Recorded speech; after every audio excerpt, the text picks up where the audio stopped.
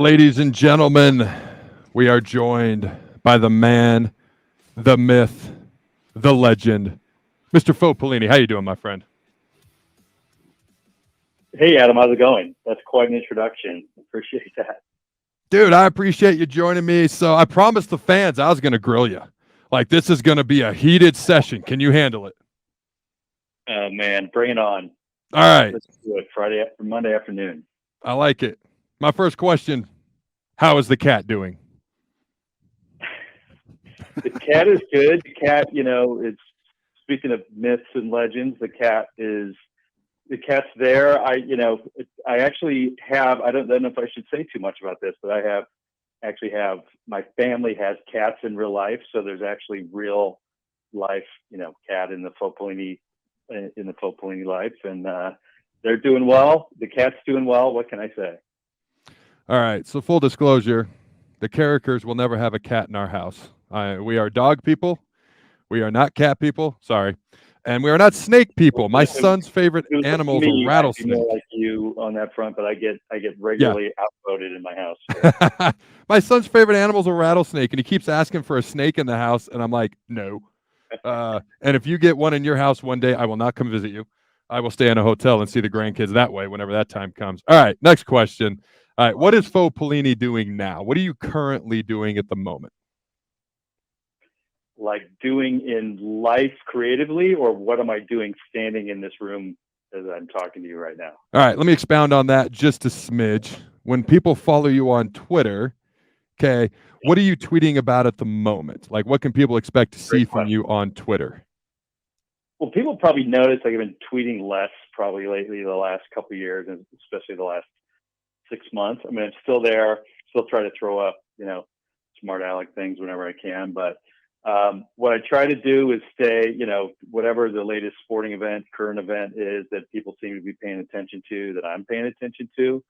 I'll try to think up some, goofy tweet to throw up there about. Obviously, the main part of the focus is always Nebraska football season in general, Nebraska football season in particular. So that's when things really kind of heat up. But anything and everything lately, a lot of the stuff I've been put up, like a lot of people on Twitter, is actually about Twitter or about Elon Musk. He seems to be giving us a lot of content as people try to figure out what Twitter is and if it's going to survive and what it's going to look like and all that stuff. So, tweeting about Twitter is weird, but that's part of what I've been paying attention to, I guess you'd say, lately. Have you ever gotten in trouble for what you've tweeted about Twitter on Twitter? Has that ever been an issue for you?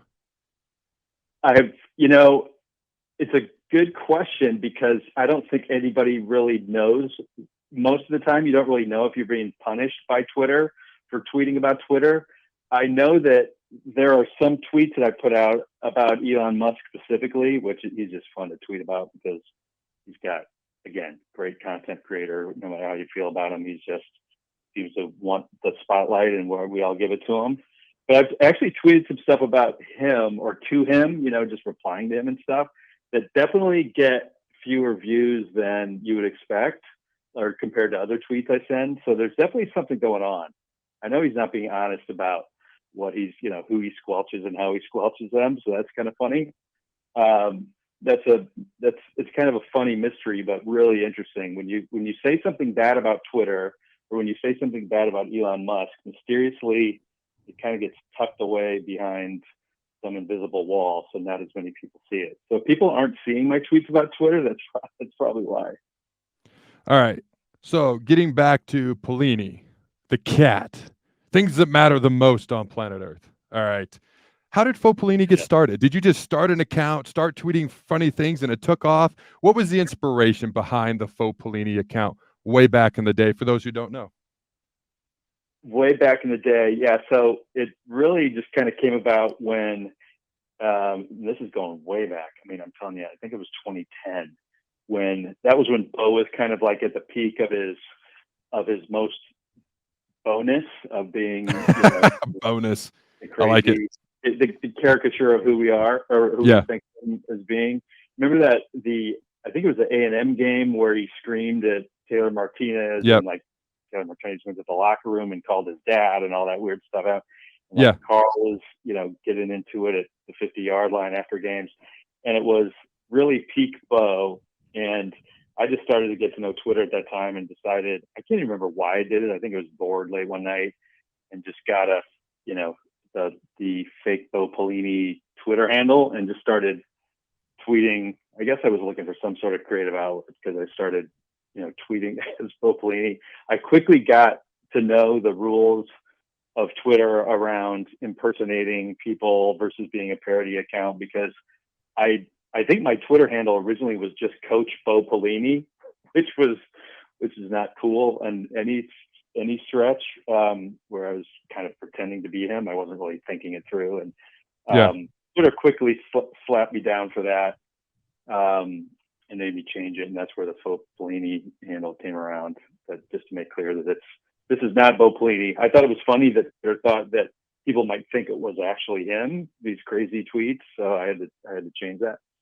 But so it just started then, and I just started kind of tweeting during football games and just other random weird thoughts that came in my head since then, and sort of took off and took on a life of its own for reasons I'm grateful for it, but I don't totally understand it, to be honest with you. It's kind of funny how it all worked out. I don't know why. It's funny how we remember some things and then we don't remember other things in our lives. I still remember the night. There was some sort of major sporting event going on TV, but once Nebraska fans saw what was happening on Twitter, nobody cared. I remember the night Bo Pelini took to Twitter. I was upstairs in my bedroom. I just had surgery not too long before, got this whole contraption on my knee. Okay. And I see Bo Pelini tweet to you something about it's time to give the cat back. I still remember that night, plain as day, as I sit here and describe it. And all of a sudden, I didn't care about what was on TV. All I cared about, whoa. So I got to ask, did you ever, in fact, give the cat back to Bo, or did he get to borrow the cat? I told him he could have it back, I think, that night. I remember that night very clearly also, as you might guess. It was actually the national championship game. I can't remember which one it was. Is that what it was? It was some major event. I can't remember what it was. It was, it might have been Notre Dame was playing at Alabama. I can't remember, whatever it was. Oh, that's not a major event, but go ahead. That was crazy. That was crazy. That was truly crazy. And I didn't expect it either. And a lot of people just, Twitter blew up and my DMs blew up and my mentions blew up. And I think it was on my iPad. I think it crashed my iPad or crashed the app in the iPad or whatever. But I think I told them that was one of those things where I thought, oh my God, I got to come up with something great as a comeback. Everybody's going to be watching. People are, no pressure. Tweeted at Faux Pelini. I got to come up with the greatest tweet of all time.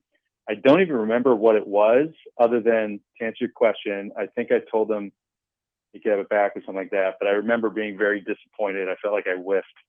It was too much pressure. It was too quick. I didn't come up with a great reply. But that was definitely a memorable, crazy night. Definitely a top 3 on Twitter. That's for sure. All right, I got to ask this, and I think I already know the answer, but I'm going to ask anyways. Is there any sort of chance you would ever consider becoming faux Matt Rule? I guess there's always a chance, but I really don't think so. I messed around with a Mike Riley one actually I had a Scott Frost one. What am I saying? I guess there's a chance because I messed around with those for a little bit, the other ones, but never really got into it. It's, I think I doubt it. I think someone else can take that and run with it.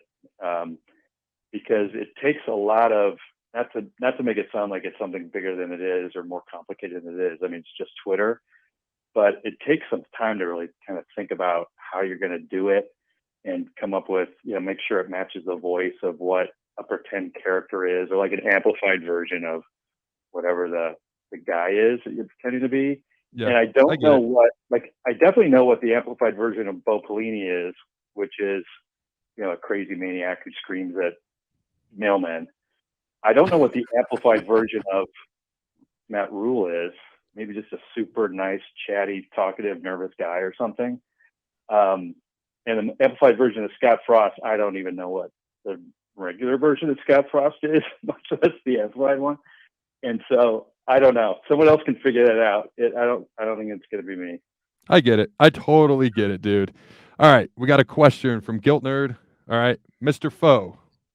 I'm going to call you Mr. Foe from now on. I like that. How proud were you when Bo brought the cat to the spring game? I think that's another one where I don't know if pride is the right word. I guess it was cool. It was definitely cool. I think it's kind of like when he tweeted me during that game. It was more shock and awe. And I will say that seeing that every time I see the picture, it's still, even though it was almost 10 years ago, I still can't believe it. It was, I guess it's pride, probably 10% pride, 80% shock. And then the other 10% thinking like, oh my God, I'm on this guy's radar screen. I hope he doesn't try to have me murdered or something like that. But that was fun. That was a weird one, but a good time. So I assume I'm just going to ask, did you ever get the chance to meet Bo, Carl, chat with them, text with them, anything in any way, shape, or form outside of the realm of Twitter? No, I've not met him. I guess I'd like to meet Bo, although I don't know what that meeting would be like, but I guess I would. And Carl, definitely not. I think I'm not ever going to be on Carl's Christmas card list. I've been obnoxious to him over the years. It's kind of dialed that back a little bit, but even though people seem to enjoy the crazy Carl rantings, but I will say this, and this is why I know that I won't be Carl's buddy anytime soon, but he got on Twitter, this was a few years ago, but he got on Twitter, just got a new Twitter account a few years ago, whenever it was. And, I had tweeted Carl craziness, over the year.